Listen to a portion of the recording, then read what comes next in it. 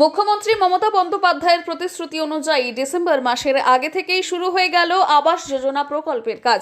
প্রয়োজনীয় এই প্রামাণ্য নথিগুলি হাতের কাছে না রাখলে প্রাপ্য ঘর পেতে বড়সড় অসুবিধার সম্মুখীন হতে পারে আপনাকেও।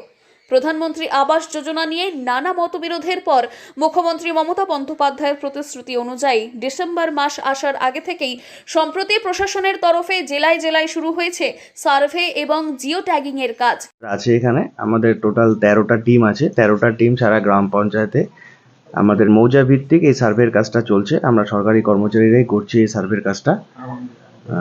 ভালোভাবেই হচ্ছে। তো আমাদের এমনিতেই আমাদের এই জায়গাটা পাওয়ার প্রচুর লোক আছে যারা পাওয়ার যোগ্য দেখেই মনে হচ্ছে, এবং সার্ভে আমাদের যা 3 দিন ধরে করছি তাতে তো আমার মনে হয় বেশ ভালো সংখ্যক লোকই এই সার্ভে হবে এবং পাওয়ার যোগ্য হবে। কি মনে হয় কবে নাগাদ এটা হতে পারে? এটা আমি বলতে পারবো না, টোটালটাই অ্যাডমিনিস্ট্রেটিভ ম্যাটার, এই বিষয়ে আমার ঠিক জানা নেই। জলপাইগুড়িতেও দেখা গেল একই ছবি। জেলার বিভিন্ন ব্লকে বাড়ি বাড়ি গিয়ে সার্ভে সহ জিও ট্যাগিং এর কাজ করছে জলপাইগুড়ি জেলা প্রশাসন। সম্প্রতি ময়নাগুড়ি ব্লকের রামসাই অঞ্চলে করা হয়েছে এই সার্ভের কাজ।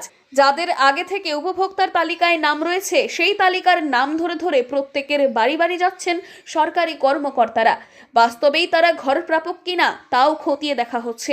মূলত আধার কার্ড, ভোটার কার্ড, ব্যাংকের বই, 100 দিনের জব কার্ড, ফোন নাম্বার, এই তথ্যগুলি সংগ্রহ করছেন প্রশাসনিক কর্মীরা। অধিকারী কি পাচ্ছেন কোথায় কি বিষয়? ঘর পাচ্ছি, মাটির ঘরে ছিলাম, ভাঙা ঘর ছিল। এখন সরকারি কাজে আবেদন করছি, একটা ঘর পাচ্ছি। ঘরটা পালে একটু সুবিধা হবে। কারা কি করছে আজকে? আজকে আজকে কি করছে? ইনকোয়ারি করতে আসছে? হ্যাঁ, আজকে ইনকোয়ারি করতে আসে, ছবি তুলতে? ছবি তুলতে। কবে? বাড়ির ছবিও তোলা হচ্ছে। সরকারি সফটওয়্যারে সেই ছবি আপলোড করা হচ্ছে। জেলা জুড়ে গত 21শে অক্টোবর থেকে শুরু হয়েছে বাড়ি বাড়ি এই সমীক্ষা পর্ব। সূত্র মারফত জানা গিয়েছে প্রশাসনিক স্তরের এই সমীক্ষা প্রক্রিয়া শেষ হবে আগামী 30শে অক্টোবর। প্রশাসনের এহেন উদ্যোগে খুশি জলপাইগুড়িবাসী। জলপাইগুড়ি থেকে সুরজিৎদের রিপোর্ট, লোকাল 18 বাংলা।